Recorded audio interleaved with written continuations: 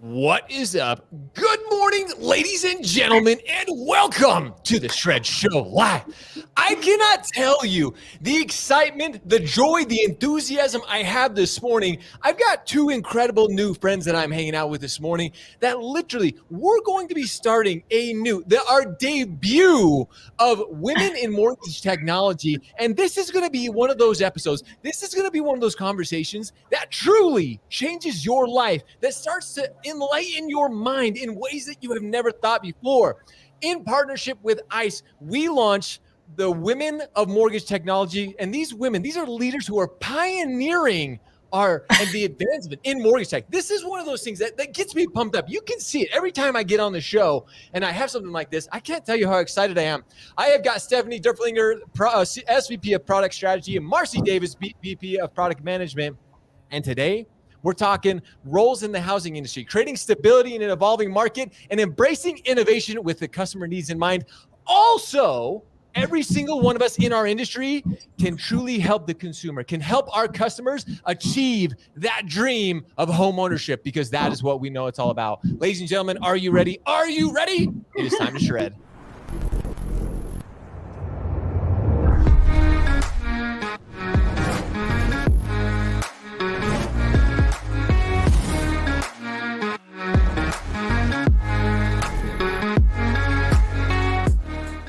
Good morning, ladies and gentlemen, and welcome to the Shred Show Live. As I mentioned in my introduction, I have got Stephanie and Marci with me from ICE Mortgage Technology this morning. And this is, I truly meant it when I said it, this is going to be one of those conversations that truly is just earth-shattering. Plus, this is our debut, which I cannot tell you. This, every once in a while, we have opportunities provided to us that just change the outlook of everything that we're doing. And Women in Mortgage Technology is one of those things that I am just so excited for. So Marci, Stephanie, good morning, good afternoon. We're depending on where you're at, and welcome to the Shred Show. Good morning.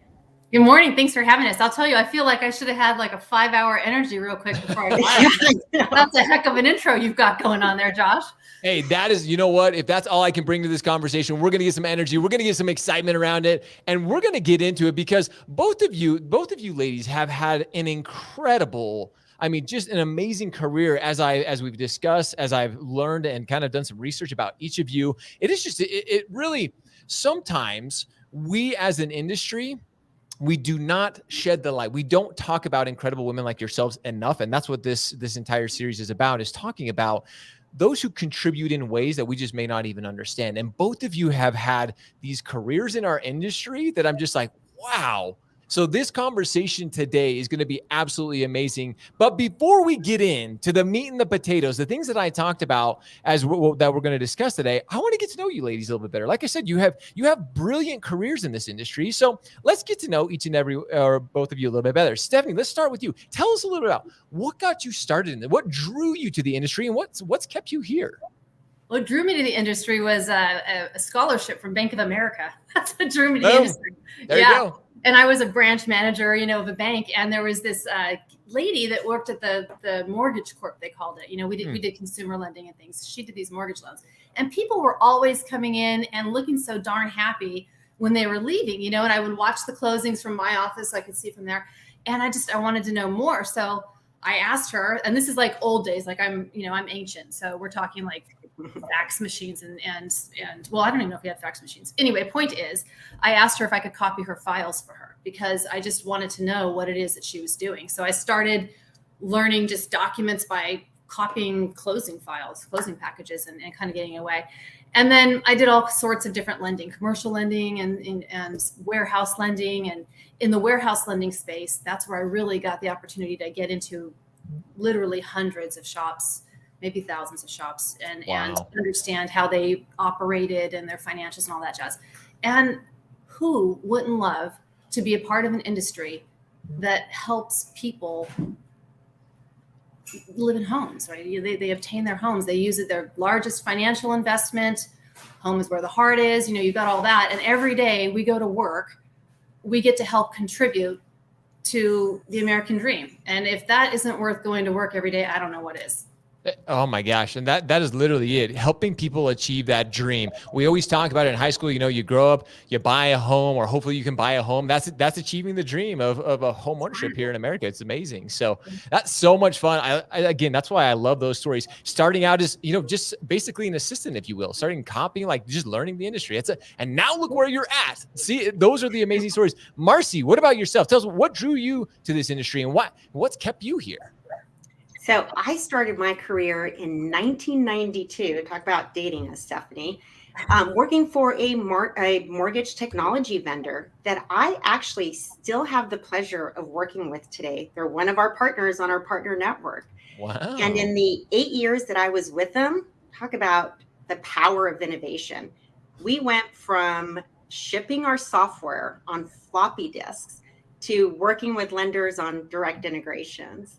I then went on to work for a publicly traded mortgage lender. I was with them for 17 years and led their information technology group. We were Encompass users, which is what led me to ICE. I've been here almost 5 years, and by far it has been the best experience. In my role of leading the product strategy for our TPO product, our partner network, which includes Investor Connect, and then more recently, our secondary capital market solutions, I have had the opportunity to collaborate with some of the largest banks, correspondent investors, wholesale lenders, and partners in the country. And I get to work with some of the most talented teammates here at ICE every day. It took us 2 years to talk Marci into coming over. See, but all good things take time. And you're just like, you know what? We're just gonna keep working with her little by little. It's so much fun to hear where people start in the industry because, none of us expected to be in this. We were little kids. We were like going to high school saying, "Yeah, I want to be a mortgage professional. Like, I want to be in the mortgage industry. That sounds like a lot of fun. This is gonna just be so much fun as we get older." But it has. Both of you mentioned how rewarding it's been and what we get to do, the partners, the collaborations, what we get to build is that dream of home ownership. That's what keeps us all coming back, because we all know if it weren't for that factor, we'd probably be like, there's something else I can find better to do than what we're doing here. But I want to start this conversation kind of along those lines. And Stephanie, in regards to working better together, to collaborating, I want to actually start with Marci here. Sorry, Stephanie, but Marci, I want to start with you on this one in particular, because as we work, as we collaborate, from the borrower experience to post-closing, there's a lot of opportunity to continue to improve, I guess, to maybe streamline processes for our customers. But how does ICE really partner with the customers and different leaders? Let's not just say partners, but leaders, to decide where to focus? Because there's a lot of distractions. I always talk about the shiny object, but how do we focus on the right things? How do you really understand and know what's going to help drive innovation and make the most impact with us right now? How do you do that? So, we have strong relationships with our customers, and so we are constantly collaborating with them. So we know what is important and top of mind for them. And this collaboration and partnership really occurs through many means. We will go on site and observe workflow. We have monthly and quarterly strategy meetings. We have user groups where we walk through specific features and obtain feedback and really even discuss prioritization in some of these user group sessions. We'll host some smaller roundtable discussions for targeted topics. We have group meetings with just executives, back to your leadership group. So we'll meet with executives, with CIOs, with correspondent investors, with our partners, and we'll review our strategies. But more importantly, we get to hear from them in these sessions. We obviously attend a lot of industry conferences, but the best forum of all is our own conference experience, right? Where we bring everybody together to collaborate. And so the information we gather from all of these sessions is really what helps us identify and stay focused on what's most impactful to our customers. I love that you mentioned most impactful, because I talked about this with Jonas and Joe actually at the event at Experience. We were kind of coming out of that post-COVID world, and Experience in particular was one of those events that we attend a ton of events, but the feeling of collaboration, of teamwork, of truly serving and helping one another, it was an event like no other. And it really was, you could see the collaboration more than ever. And I think that's what it is. On that same note, but twisted a little bit, how do you know what not to focus on? What, like, how is it like, no, we're getting a little distracted here. How is it you decide on the, maybe this isn't, I guess, critical to the, to achieving the mission right now? How do you make those decisions? Do you want me to take that, Marci, or are you taking that? Go ahead. Okay. So for me anyway, I think it's really all about making sure you keep focused on what the value is that you're trying to deliver. What is it we're trying to deliver, and keep recentering on that value, because there's plenty of rabbit holes you can go down, no doubt. And there's a lot of shiny things you can chase after. But constantly going back to the value that you're trying to deliver, I think that really keeps people centered, and constantly evaluating that value, making sure that it still resonates as time goes on. You might have to make adjustments to what it looks like, but if you keep focused on that, you're more likely to get as close to that with little distraction. And then I think the other thing is you have to be able to say no to things, and that's not easy to do, right? So sometimes the answer is, this isn't the right thing to do right now. It's not no forever, but it's no for now, and here's why. And helping folks kind of come to terms with that is also part of the Okay, so now, Marci, I want your feedback on that, because I'm sure we've all been gone down that road of, we don't all agree. Imagine that, we're human beings, we don't agree on the same thing. So, tell us, has there ever been a situation where maybe there's been a difference or conflict of perspectives? How do you approach a project like that? So we do know that every lender tends to do things a little differently than the next. So we know how important that flexibility is. So when there are conflicting perspectives on specifically features, our standard approach is always to focus on solutions that really offer lenders and our customers that flexibility through configuration. And again, often we'll go to our collaborative user groups to obtain feedback. And so, I think also when there's, when lenders are not on the same page in these collaborative user groups, then it really validates the need for where that flexibility needs to come in, right? Because everybody tends, again, to do things just a little differently. And on top of that, you want people to disagree. If everybody's in the room agreeing on how something should be done, you probably don't have the right people in the room. Oh, you need folks who have a variety of opinions. Same thing whether we're talking about our, lenders or our title agents or any of our, constituency who's giving us feedback, those folks. But even internally, just amongst our product organization, we need to have different viewpoints, and we need to bring it all out there so that we can come to the best collective, end result. And as Marci said, that comes in 3 flavors. We serve a broad spectrum. We have thousands of customers. You have folks, lenders that are closing 10 loans a month, some that are just brokers, some that are closing 1,000 loans a month, settlement agents. You have all different people in our ecosystem that use our services. And what we need to do for them is to identify, what is it that we should put in a base product? And to Marci's point, what should be configurable, so that they can make choices on how they want to bring it to market with their business. And then also an API suite that allows them complete flexibility. So if they choose to just do it completely different than we've thought through it, that their solution still will, accommodate what they'd like to do. Man, there's so many pieces of that I want to unpack, but I want to ask this one in particular, kind of along these same lines, is because, this industry in particular, it can be slow to change. It absolutely, we've seen that. We've all been in this industry long enough that it can be very, very slow. And sometimes even, people's pride can get in the way. So how do you get everybody, I love what you said there, Stephanie, if you don't have the right people in the room, they're not asking the right questions, but how do you get them on the same page? How eventually do you bring them together? I think that you start by, so I'll just give an example with our product organization. And I know, Marci, you have a really good example of how you've done this in the past. So I'll just briefly do it. And then Marci, maybe talk about yours. But really what we start with is just the brainstorming. What should it look like? And then, you can collectively eliminate some things from there.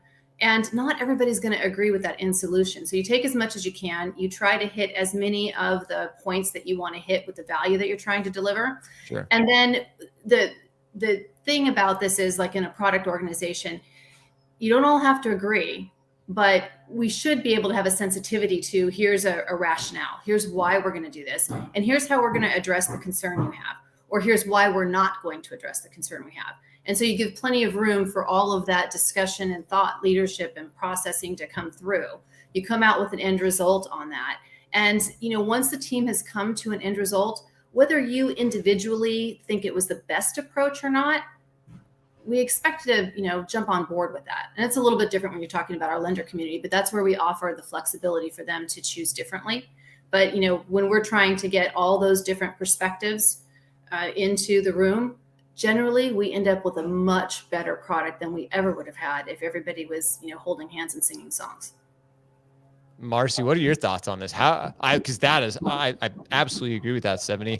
Marci, kind of add your 2 cents or your thoughts on this. How do we get everybody on the same page? How do we embrace change? So I'm going to take it from the lender's perspective. And, when Stephanie and I were talking, what came to mind for me was, I remember when we introduced going paperless early on with a lender that I was at, and how difficult that change was for some. So I remember, some of our seasoned underwriters were still printing out the documents. That's what they preferred. That's what they were used to, and creating individual loan folders.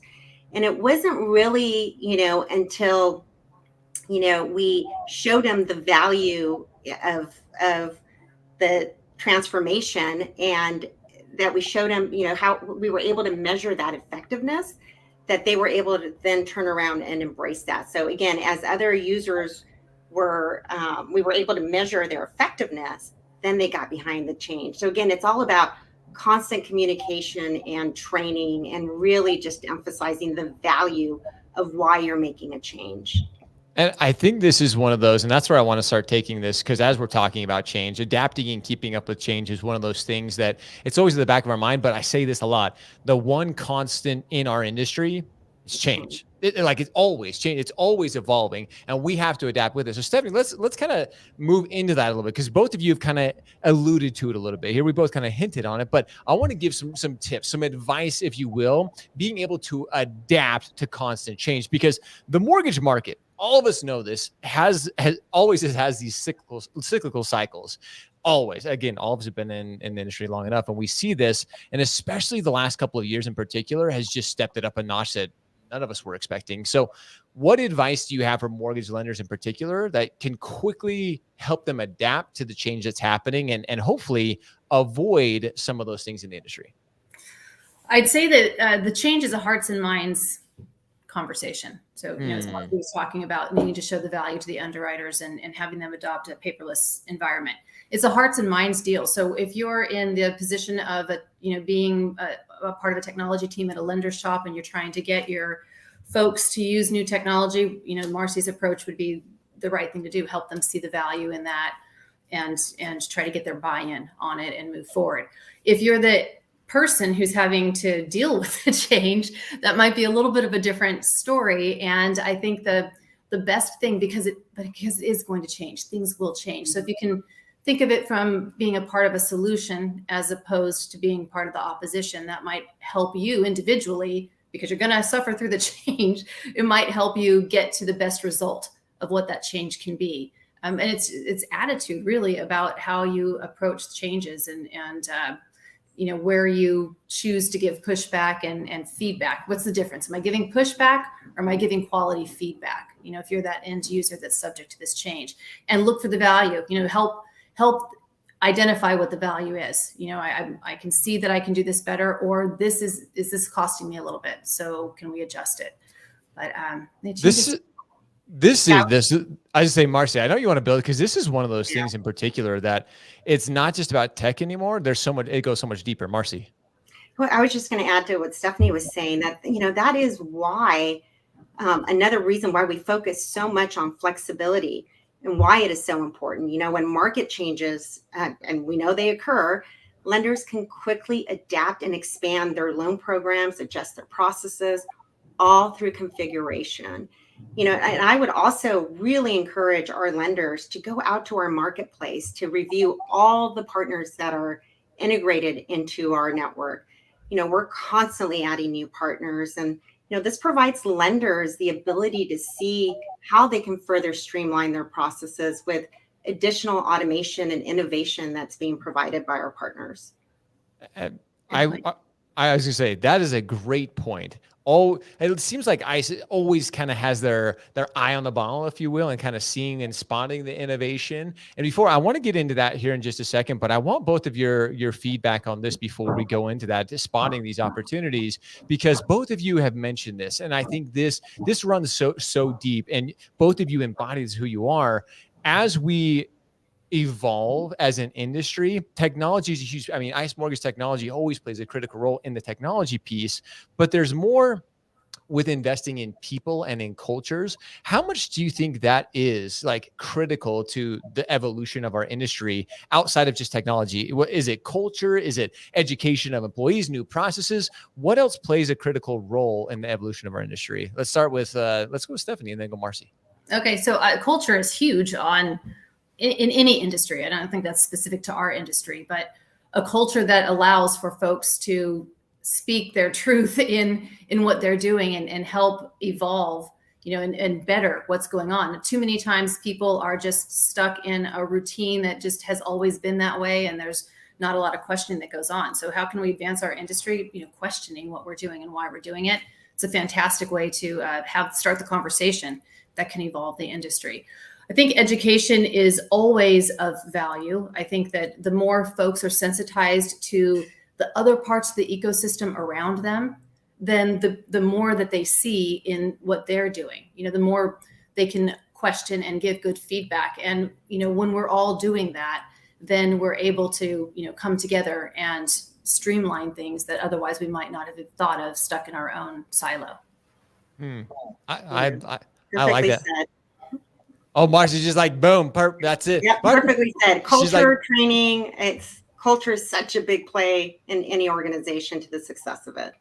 I think culture is, and it's finally being talked about. It's kind of been one of those things in the background, but it's starting to come to light within our industry in particular, talking about the cultures, talking about the diversity. Why we're doing this and talking about the incredible women in mortgage technology. It is creating a culture of change and creating this idea and creating these beliefs that together we can achieve great things.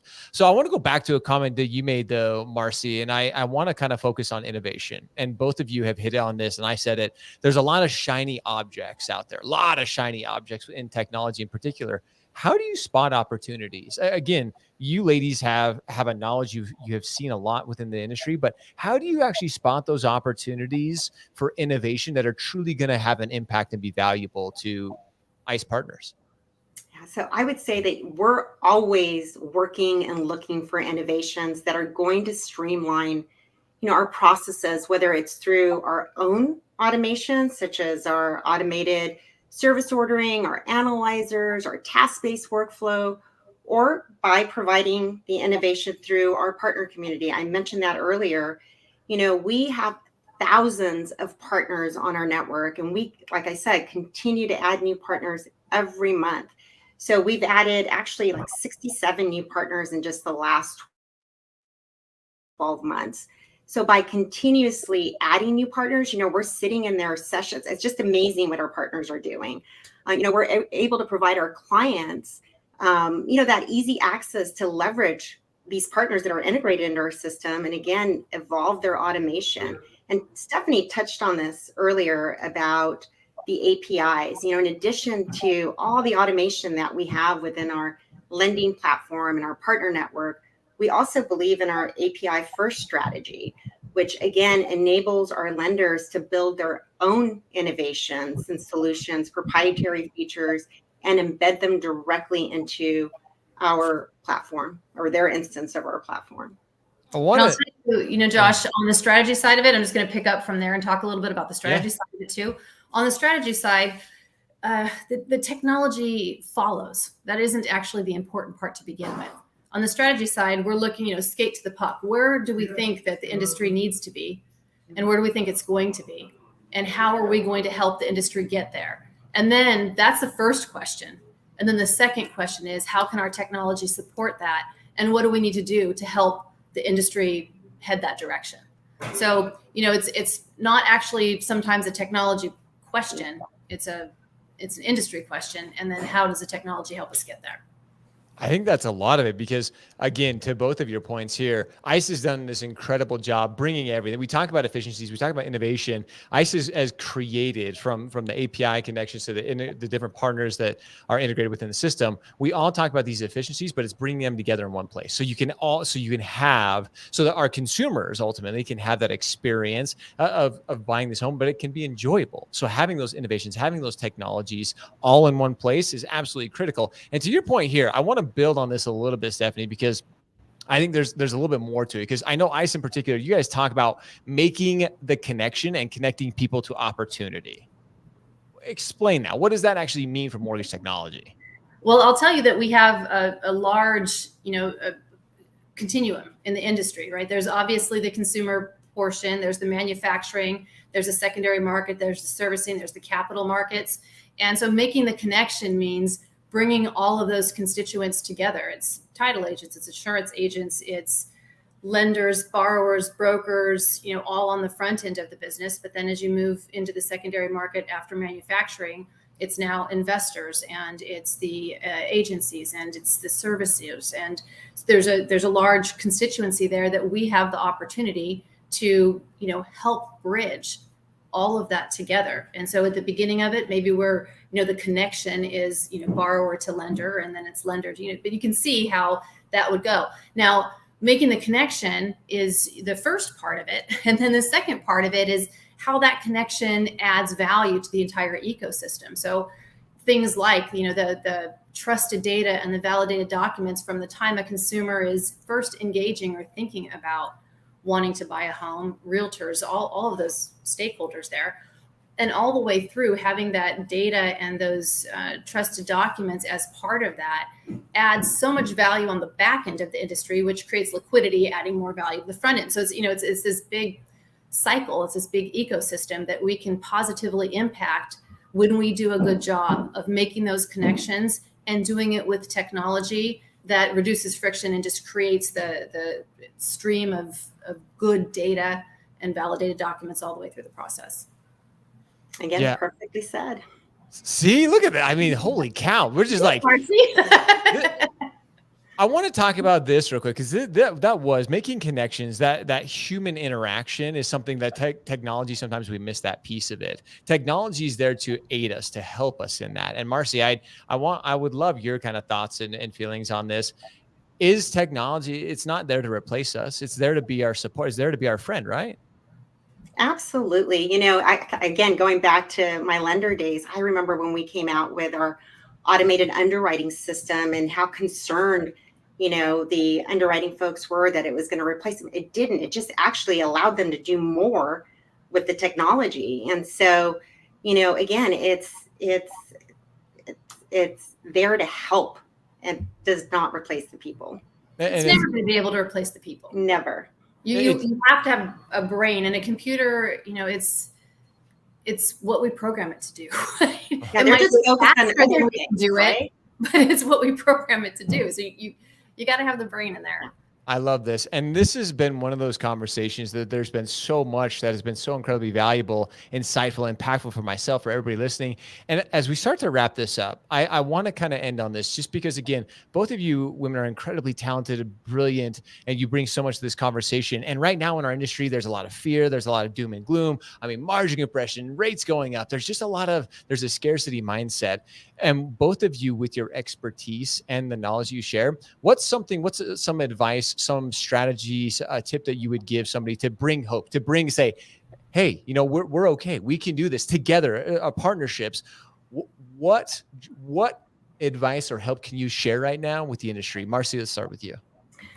The advice is, again, we partner with our community. So, and look at we've been here 30 years, I think, Stephanie, each. So we always come out stronger, so again, it's being able to adapt and being nimble. And again, we do this all day long, partnering with our customers to see how we can help them. So again, reach out to us if there's any help that we can provide in these uncertain times. Stephanie, what about yourself? What's some joy, some hope you can give to our watchers and listeners today? Well, I'll tell you, we are a cyclical industry. What goes up comes down. What goes down goes up. We have seen that time and time again. And there are times of famine, but there's also times of feast. And so I think where possible, and I know it's very difficult with margins compression and all the circumstances we're facing right now. I get it. But if we can spend some of our energy on the long game, and we can think about, because this is going to turn, it's going to change. It's a matter of when, not if. How can we prepare? And I'll give you an example of that. Right now in our customer base, we're hearing a lot of folks that are wanting to take advantage of, offering HELOCs, for example. 2 years ago, we deployed the technology. We fully support HELOCs. No one knows that because who cares 2 years ago that we were doing that, right? But we were doing that because things change. And we want to be ready. We want our customers to be ready to take advantage with the technology when those times change. So that's our strategy. That's how we think about what we're putting into our roadmaps. And so I would encourage, lenders to do the same thing, to think about what that long game looks like and make whatever adjustments today. Today we're thin, right? And so today the conversation is, how can I do more with less? But tomorrow it is the same conversation. The conversation is going to be, how can I do more with more? It's not different. When you're in a famine, people are stressed because they can't, they don't have the volume. When you're in a feast, people are stressed because they can't get the work done. But the solution is the same thing. The solution is to have that technology aid there and available so that you can scale, up and down. So, I would encourage folks to try to look at the long game, know it's cyclical, it will come back up, and, make those short-term investments to get through it with the eye on the prize in the end. I don't even know what to like. That's a mic drop. That was like a holy cow. Like Marci, Stephanie, this has been such an insightful and impactful conversation for myself, for everybody listening. Ladies and gentlemen, go back and listen to those last few minutes from both Marci and Stephanie, because we can do this together. To Marci's point, to Stephanie's point, it just takes, this is a long-term game. Anybody who's been doing this for any amount of time, it's not going to end tomorrow, ladies and gentlemen. We promise. Just keep at it. Keep hustling. Together, we can achieve so many things. We just have to trust each other. Ladies, this is absolutely brilliant. Thank you so much, Stephanie and Marci. This has been just an incredible conversation. And next month, we're going to be working with ICE to bring in another incredible conversation. So make sure you tune in then. As always, we appreciate you. We love you. Now it's time for all of you to go show up, hustle, repeat every day. See ya.